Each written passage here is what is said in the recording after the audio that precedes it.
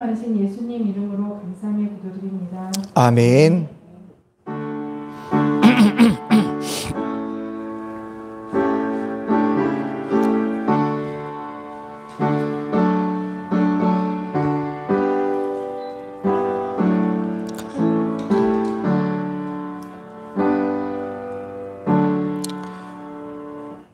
오늘 우리에게 주신 하나님의 말씀은 에레미야 31장 7절로 14절에 있는 말씀입니다. 에레미야 31장 7절로 14절에 있는 말씀입니다. 에레미야 31장 7절로 14절에 있는 말씀입니다. 구약성경 약 1100면에 있습니다. 제가 봉독하겠습니다.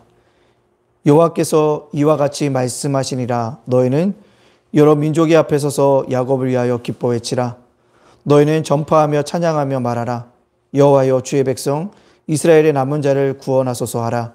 보라, 나는 그들을 북쪽 땅에서 인도하며 땅 끝에서부터 모으리라. 그들 중에는 맹인과 다리 저는 사람과 잉태한 여인과 해산하는 여인이 함께 있으며 큰 무리를 이루어 이곳으로 돌아오리라.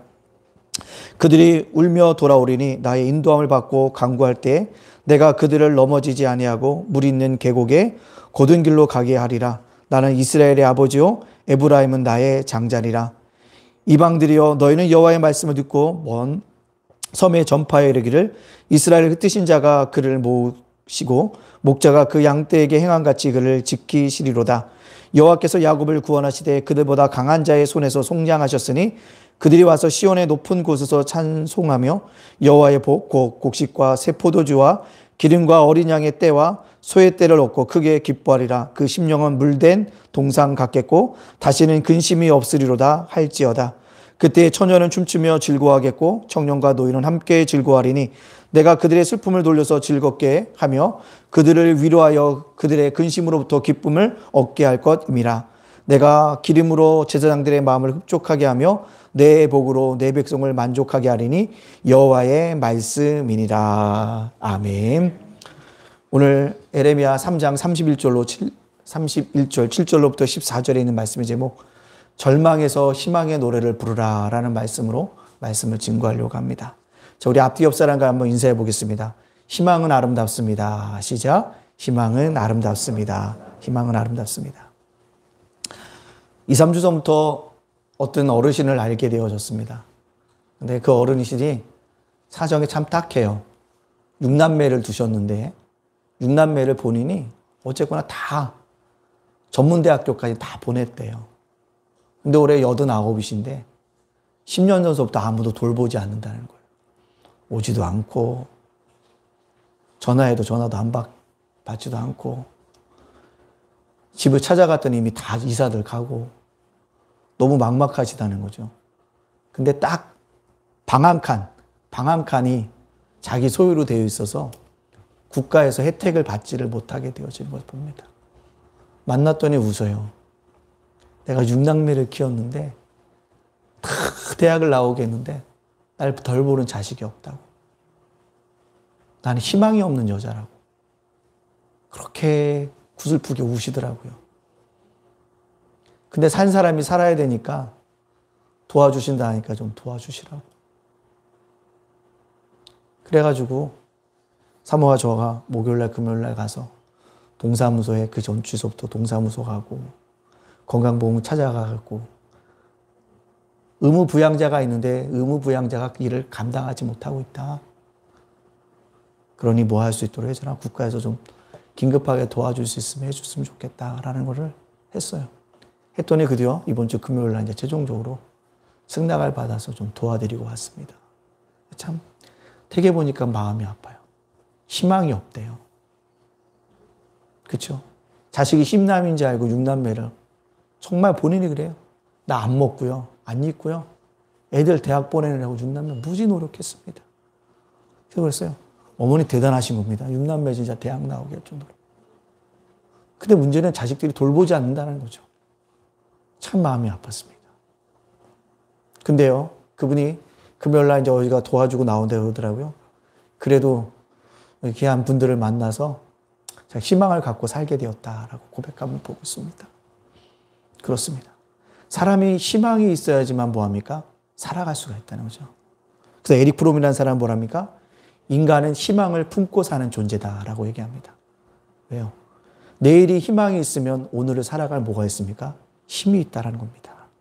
또요. 희망이 있으면 내일은 뭐합니까? 우리가 일어나서 도전하게 되어진다는 거죠. 또 희망이 있으면 우리를 힘든 가운데 서서 어떻게 합니까? 달려가게 합니다. 그리고 희망은 우리를 절망 가운데 그걸 넘어서게 하는 원동력이기도 합니다. 그러나요, 실존주의자 철학자였던 키에르케고르는 뭐라고 합니까? 그가 쓴 유명한 저서가 있죠. 죽음에 이르는 병. 죽음에 이르는 병이 있는데 그는요, 뭐가 죽음에 이르는 병이냐?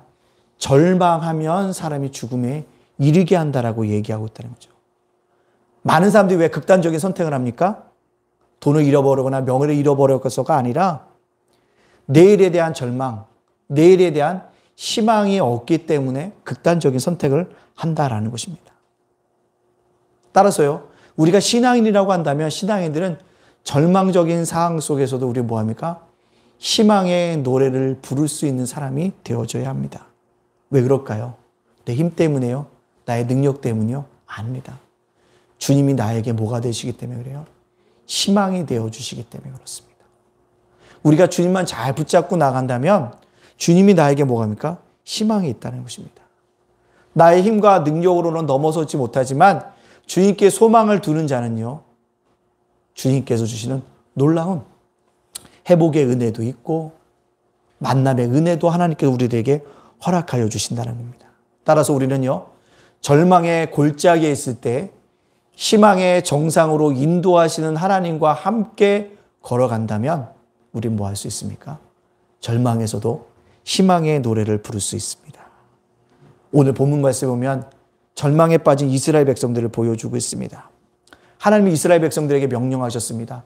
너희는 오직 누구만 섬겨라? 나만 섬겨라. 하나님만 섬기라고 했습니다. 근데 이스라엘 백성들은요, 가나안 땅에 들어간 이후서부터 계속적으로 누굽니까? 우상을 숭배합니다. 하나님보다 이방의 신들이 더 좋아 보이는 거예요. 더 믿음직스러워 보이는 거예요. 기도응답도 더 빨리 되어지는 것처럼 보이고 있다는 거죠. 그래서 하나님을 떠납니다. 그래서 하나님은 어떻게 합니까? 우상을 숭배한 그들에 향해서 하나님이 벌을 내리십니다. 그래서 어떻게 해요? 바벨론에게 철저하게 멸망당하게 하여 주셨습니다. 그리고 이스라엘의 간신히 그 바벨론의 칸날에서 살아남은 자들 중에 유력한 자들을 다 바벨론에 뭐합니까? 포로 잡혀가게 하셨습니다. 이스라엘 백성들이 다 바벨론에 포로 잡혀갔을 때 거짓 선지자들은 나타나서 얘기합니다. 뭐라고요? 우리가 속히 돌아갈 것이다. 하나님께 내게 어젯밤에 말씀하셨는데 우리가 속히 바벨론을 떠나 돌아갈 것이다 라고 외치고 있습니다. 근데요, 눈물의 선지자라는 에레미야는 뭐라고 외칩니까? 우리는 이 땅에서 70년 동안 살게 될 것이다. 70년 동안 산 다음에 하나님의 전적인 주권의 은혜로 우리를 해방시켜 줄 것이다 라고 얘기합니다. 여러분들, 어떤 얘기가 귀에 솔깃하게 들릴까요? 곧 돌아가리라는 말이 솔깃할까요? 아니면 70년 후에 돌아가리라는 말이 솔깃할까요? 사람들은요, 당장 돌아간다는 말에 솔깃해서 70년 후에 돌아간다는 에레미야 선지자를 아유, 저 거짓 선지자. 저 말만 하면 거짓말만 하네. 손가락질하고 에레미야가 오면 돌도 던지고 대접도 않고 그랬다는 것입니다. 그러나 정말로 하루하루를 살다 보니까 몇 년이 살 수밖에 없어요. 70년이라는 세월을 그곳에 살게 되어집니다. 그대로 시간이 흐를수록 이스라엘 백성들은 절망의 그림자에 짙게 들어앉게 되어집니다. 수많은 선지자들이 곧 돌아간다고 했는데 그 선지자들 다 죽었는데 우리가 언제 돌아가지? 이런 생각 속에 그들의 마음이 무너지기 시작합니다. 처음에 하나님을 잘 섬겼겠지만 하나님이 보이지 않아요. 그리고 뭐합니까? 하나님에 대한 것이 보이지 않으니까 믿음이 상실되어집니다. 희망이 상실되어진다는 거죠. 에레미야 선지자의 것은 미리 보고 얘기했다는 거죠. 70년 동안 네가 살 동안에 꼭 이 말을 기억해라. 바로 이 한 줄기 희망의 말씀들을 그에게 선포하고 있다는 거죠. 그 희망의 메시지가 오늘 저와 여러분이 읽었던 본문의 내용입니다. 그게 뭡니까? 하나님께서 반드시 우리를 인도하셔서 이스라엘 땅으로 돌아가게 하실 것이다. 하나님께서 강한 목자가 되어주셔서 강한 자의 손에서 우리를 구원하여 주실 것이다. 지금까지 잃어버렸던 모든 것을 단숨에 회복시켜 주실 것이다. 우리 물된 동산과 같은 기쁨과 즐거움이 넘쳐나는 그런 것을 주실 것이다. 우리에게 또한 영적 지도자들을 다시 세워주셔서 하나님이 주신 복으로 우리를 만족해 하는, 흡족해 하는 역사가 일어나게 되어질 것이라고 외치고 있습니다. 저는요, 이 반응이 궁금해요. 절망과 완전 나락에 빠진 사람들에게 이 말씀이 어떻게 들려졌을까? 어떻게 반응했을까요? 우리 식으로 얘기하면 자신은 최선을 다해서 일을 했어요. 밤낮 일을 했어요. 근데 결과가요, 나의 힘으로 도저히 빠져나올 수 없는 절망의 수렁에 빠졌는데 어느 날 목사님이나 또 믿음 좋은 사람이 와서 이렇게 얘기합니다. 아무 걱정하지 마세요. 하나님이 당신을 회복시켜 주실 것입니다. 지금부터 어떻게 하나님께서 당신을 회복시켜 주실 것인지 우리 목도하면서 한번 믿음으로 이겨나가 봐요. 라고 얘기하는 건 똑같다는 거죠. 근데 여러분들 뭐라고 얘기하겠습니까? 아멘 할까요? 아니면 속으로 아유 우리 목사님, 우리 믿음 좋은 저 목자 남 속도 모르고 저런 소리 한다라고 속으로 욕할까요? 저는 그들의 반응이 궁금합니다. 아마 저는요, 전자보다는 후자인 사람들이 많아요. 아유 남의 속도 모르고 저런 소리 하고 있네라고 얘기할 수 있을 것이라는 것입니다. 그렇습니다. 이런 상에서 이스라엘 백성들이나 우리들에게 필요한 것은 뭐냐면 믿음의 태도인 것입니다. 믿음은 뭐라고 그랬습니까? 태도인 거예요. 어떤 삶의 태도를 가지고 살아가느냐, 그것이 굉장히 중요하다는 것입니다. 그렇습니다. 우리도 절망의 상황 속에서도 희망의 노래를 부를 수 있어야 합니다. 왜 우리가 절망의 상태에서 희망의 노래를 부를 수 있어야 할까요? 그 이유를 본문을 통해 살펴봄으로 말미암아 절망 가운데 속에서도 희망의 노래를 부를 수 있는 우리 모두가 되어지기를 간절히 소원합니다. 첫 번째로요, 우리가 절망에서 희망의 노래를 부를 수 있는 이유는 하나님의 모든 것을 가능케 할 수 있는 분이기 때문에 그렇습니다. 하나님 모든 것을 가능케 할 수 있다는 거죠. 8절과 9절 말씀이 이렇게 얘기합니다. 보라, 나는 그들을 북쪽 땅에서 인도하며 땅 끝에서부터 모으리니 그들 중에 맹인과 다리 저는 사람과 잉태한 여인과 해산한 여인이 함께 있으며 큰 무리를 이루어 이곳으로 돌아오리라. 그들이 울며 돌아오리니 나의 인도함을 받고 간구할 때 내가 그들을 넘어지지 아니하고 물 있는 계곡에 고든 길로 가게 하리니 나는 이스라엘의 아버지요 에브라임은 나의 장자니라. 하나님 모든 것을 가능케 하신다는 거죠. 뭐라고 합니까? 땅 끝에 있는 사람들도 돌아오게 한다는 거예요. 심지어 어떤 사람들도요, 다리 저는 사람도, 맹인일 자도, 잉태한 여인도, 해산한 여인도 돌아오게 한다는 것입니다. 그렇게 이스라엘 포로된 자들이 돌아올 수 있도록 가능성을 열어줄 수 있는 분이 누구라고요? 하나님이라는 겁니다. 근데 우리가 그 하나님을 믿지 못합니다. 왜 믿지 못합니까? 하나님이 너무 작아 보이기 때문에 그래요. 우리들이 하는 착각 중에 하나가 무엇이냐면 내가 못하면 나의 하나님도 못한다고 생각합니다. 내가 하면 하나님도 할 수 있지만 내가 못하면 하나님도 못한다고 생각하는 거죠. 그러나 그렇지 않아요. 하나님은요, 나는 못해도 하나님은 하실 수 있는 분입니다. 그걸 바라보는 것이 우리들인 것입니다. 그렇기 때문에 우리는 뭐합니까? 그런 불신의 태소에서 벗어나서 나는 못하지만 하나님은 하실 수 있다는 분명한 믿음을 가지면서 뭐요? 절망에서도 희망의 노래를 불러야 합니다. 그것이 우리가 해야 될 일이라는 것입니다. 여러분이 믿고 있는 하나님과 믿음의 조상 아브라함이 믿었던 하나님을 비교해 보십시오. 로마서 4장 17절 말씀에 이렇게 얘기하고 있습니다. 기록된 바 내가 너를 많은 민족의 조상으로 세웠다 하신 것 같으니 그가 믿은 바 하나님은 죽은 자를 살리시며 없는 것을 있는 것으로 부르시는 이신이라. 아멘. 죽은 자를 살리며 없는 것을 있는 것으로 부르셨다는 거 무엇입니까? 아브라함은요, 아들 이삭이 있었어요. 근데 모리아 산에 바치래요. 바칩니다. 그가 바칠 때 가졌던 생각이 뭐냐면 내가 오늘 하나님 말씀대로 내 아들 이삭을 죽인다 할지라도 하나님이 죽은 내 아들을 뭐하리라? 살릴 것이라는 믿음이 있었기 때문에 이삭을 모리아 산에서 번제물로 죽이려고 하고 있다는 거죠. 그만한 믿음이 없다는 거죠. 죽은 자도 살리시는 하나님. 나는 못하지만 하나님은 죽은 자도 살릴 수 있다는 그 믿음을 갖고 있었다는 거죠. 없는 것을 있게 하셨다는 게 뭡니까? 사라에게 말씀하셨어요.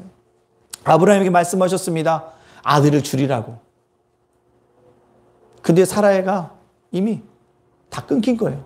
인태할 수 있는 여자의 능력이 다 상실했어요. 포기할 만한데 포기하지 않았다는 거죠. 그래서 아브라함은요, 사라가 이미 경수가 끊긴 것을 알고도 아들을 주신다는 약속을 믿었다는 거죠. 그랬더니 어떻게 해요? 사라의 태를 누가요? 하나님이 열어주셨다는 거죠.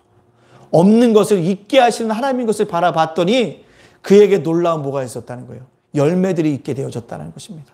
따라서 우리가 뭐 해야 됩니까? 그런 하나님인 것을 바라볼 때 우리는요, 절망적인 상황에서 뭐 합니까? 희망의 노래를 우리가 뭐 합니까? 불러야 합니다. 그런 하나님이 나의 하나님이기 때문에 모든 것을 가능케 할 수 있는 하나님이기 때문에 절망적인 상황 속에서 뭐 합니까? 희망의 노래를 불러야 한다는 것입니다. 그렇습니다. 사랑하는 예담가족 여러분들, 우리는요, 아브라함의 믿음으로 가득 채워져야 합니다.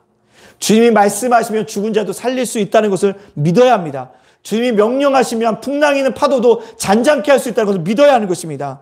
내 힘으로 내 능력으로 불가능해도 하나님 말씀하시면 그대로 될 줄로 믿는 믿음, 믿음의 태도, 그분이 나의 하나님이시기 때문에 절망의 상황에서 우리가 뭐예요? 희망의 노래를 부를 수 있어야 한다는 겁니다. 하나님은 얼마든지요, 가난한 자를 부욕케 할 수 있습니다.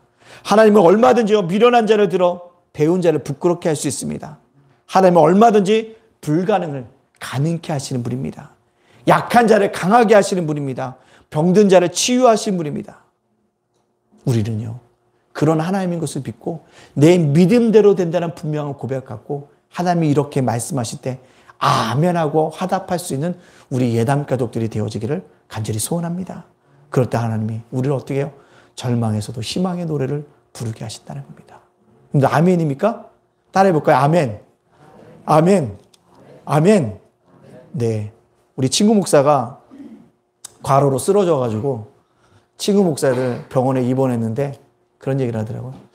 어떤 친구들이 어떻게 설교를 했는지 한번 들어봐야겠다 생각해서 하나하나 다 들어봤대요. 어디에서요? 병상에서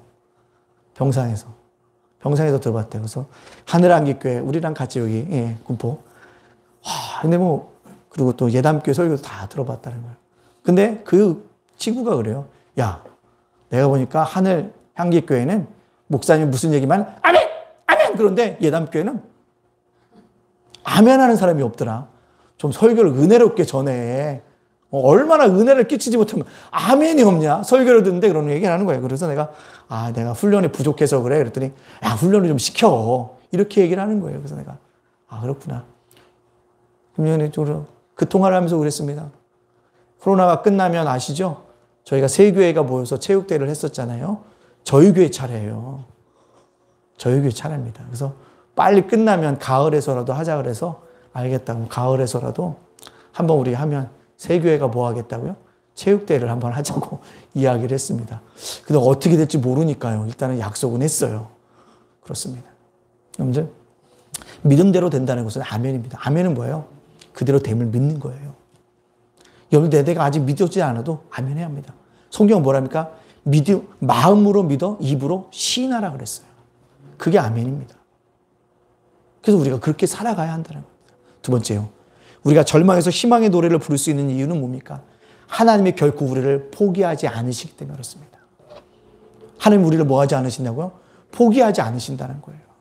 오늘 11절 말씀에 뭐라고 합니까? 여호와께서 야곱을 구원하시되 그들보다 강한 자의 손에서 속량하셨으니 이스라엘보다 강한 자에서 우리를 뭐 해야 돼요? 구원해 내셨다는 것입니다. 나 같으면 내가 그렇게 나만 잘 믿고 따라오랬는데 나를 잘 믿지 않고 따라온 사람들 하나님이 뭐라고 하실 것 같은데 아니에요. 아니에요. 그런 자의 손에서 강한 자의 손에서 뭐 했대? 나를 구원하셨다는 겁니다. 우리는요. 어려운 상황이 닥치면 쉽게 뒤로 물러갑니다. 홍해가 눈앞에 나타나면 이 애굽으로 다시 돌아가자고 외칩니다. 물이 없으면요. 지도자를 원망합니다. 모세 때문이야. 이 모세 때문에 물이 없는 거예요. 원망합니다. 골리앗 같은 사람이 만나면 뭐합니까? 도망가려고 짐을 싸고 있는 것이 우리들의 모습입니다. 우린 쉽게 뭐합니까? 포기하려고 해요. 포기는 언제 쓰라고 제가 얘기했죠. 계속 얘기하는 게요. 배추를 셀 때 한 포기, 두 포기 할 때 포기라는 말을 쓰고 우리 생에 뭐가 없어야 된대요? 포기라는 말이 없어야 한다고 말씀드렸다는 겁니다. 그렇습니다. 우리 인생에서 포기가 없어야 합니다. 왜요? 하나님이 나를 포기하지 않으시기 때문에. 절망에서 희망의 노래를 부를 수 있는 이유가 뭐냐? 하나님이 나를 포기하지 않으신다는 겁니다. 나를 사랑하시면 끝까지 사랑하신다는 것입니다. 그 어느 순간에서 나를 뭐예요? 회복시켜 주실 걸. 나를 높여 주실 것을. 나를 뭐예요? 약한 것 같지만 강한 자로 세워주실 것을 믿음으로 걸어가야 한다는 겁니다. 따라서 우리는 포기라는 단어를 잊어버려야 합니다. 제가 이해도 한번 들었던 것 같은데요. 아버지와 아들이 사막길을 걸어가고 있습니다. 뜨거운 햇볕이 쨍쨍 내리쬐입니다. 걸어가도 뭐합니까? 오아시스가 나오지 않아요. 마을도 보이지 않습니다. 아버지와 아들이 거의 죽을 맛입니다. 그때 아들이 얘기하잖아요. 뭐라고요? 아버지, 걸어가도 사막길이고 모래바람밖에 없는데 우리 그만 걸어가고 저 편안히 앉아서 죽지요. 아버지가 뭐라고 합니까? 아들아, 조금만 더 가면 분명히 우리가 쉴 만한 마을이 있을 것이고 마실 만한 물이 있는 생곁에 이를 것이다. 위로합니다.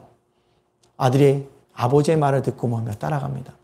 근데 한참 걸어가다 보니까 뭐가 등장합니까? 사막에 무덤이 딱 나타나는 거예요. 무덤이. 그러니까 아들이 주저앉아서 웁니다. 아버지, 우리도 저 무덤에 있는 사람처럼 이곳에서 죽을 겁니다. 우리는 끝났다고 얘기합니다. 그때 아버지가 뭐라고 얘기합니까? 아들아, 무덤이 있다는 것은 누가 무덤을 갖고 없기 때문에 마을이 가까이 있다는 것이다. 좀만 가면 뭐가 있을 것이다? 마을일 것이고 샘이 있는 곳이 있을 것이다 라고 얘기합니다. 근데 그 아버지의 말대로 얼마 안 가니까 뭐요?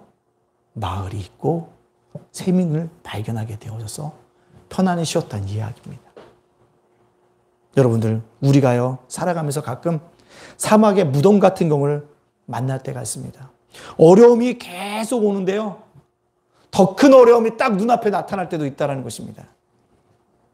그때 많은 사람들이 이것은 죽음의 징조다, 절망의 징조라고 얘기하고 있지만 믿음의 사람들 다르게 봐야 한다는 거예요. 왜 뭡니다?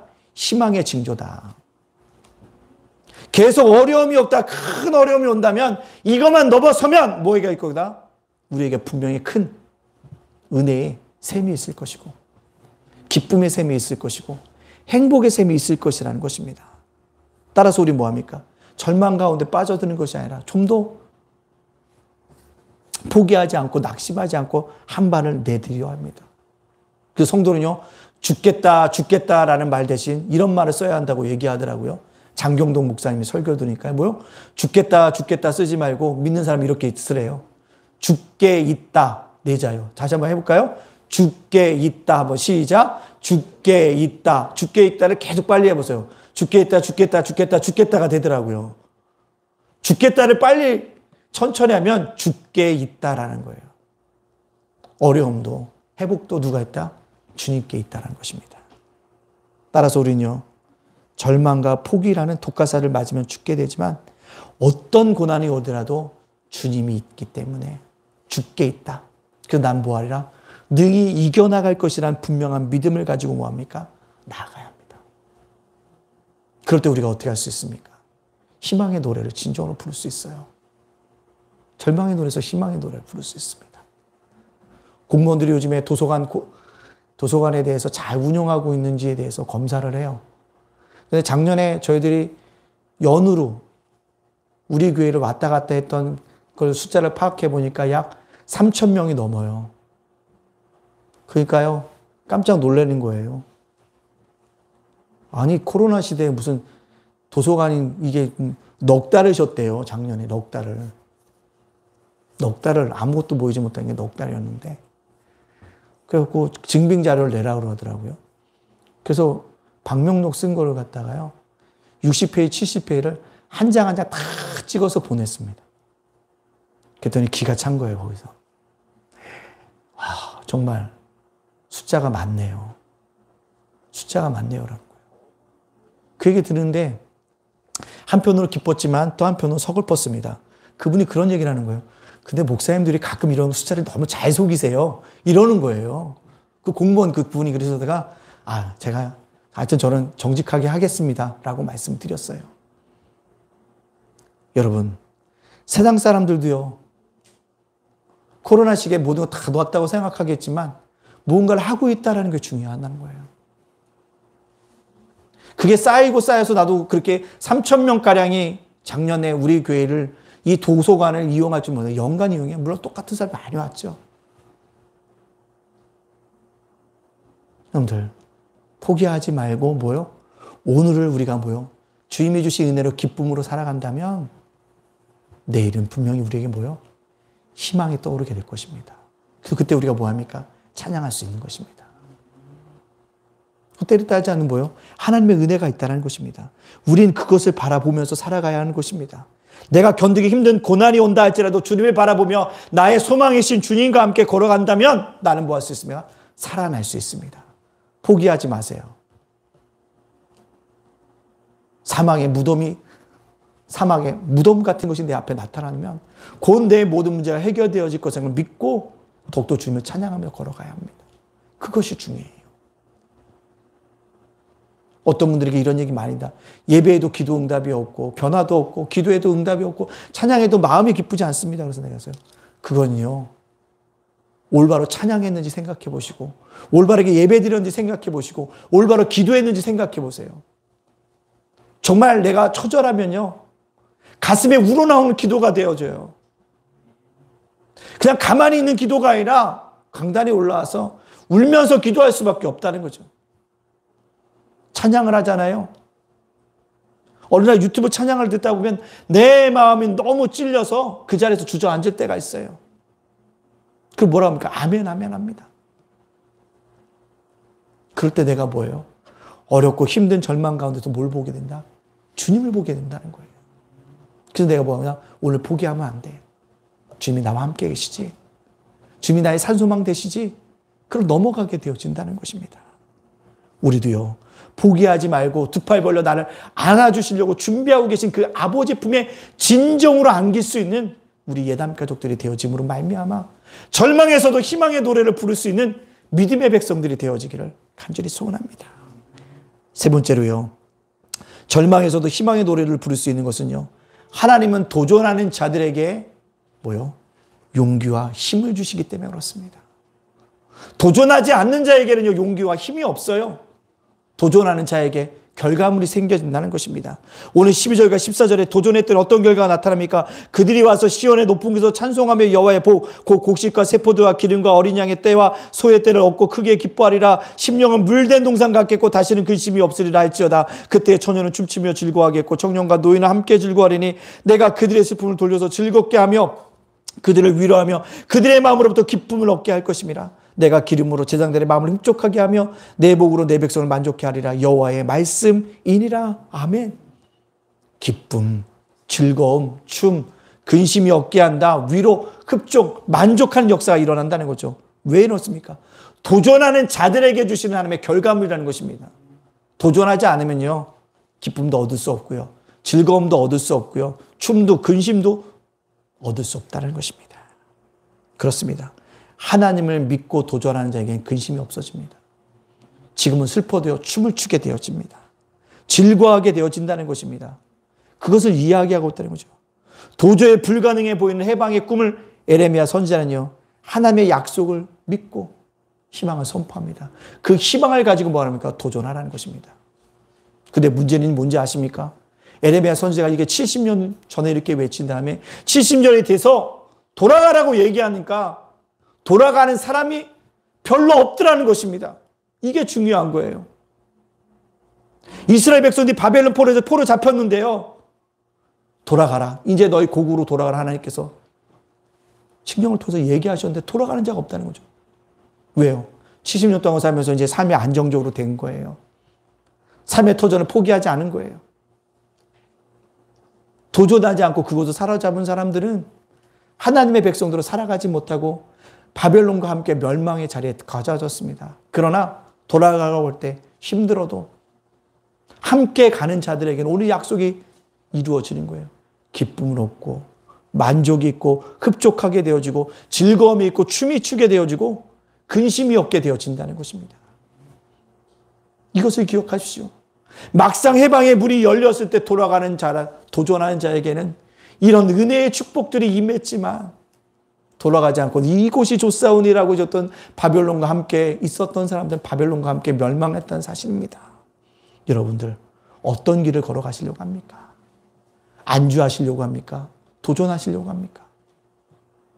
말씀이 도전하라고 말씀하고 있다면, 도전하신다면 여러분에겐 놀라운 은혜가 있다는 것입니다. 여러분, 어제의 실패가 내일의 꿈을 가로막을 수는 없습니다.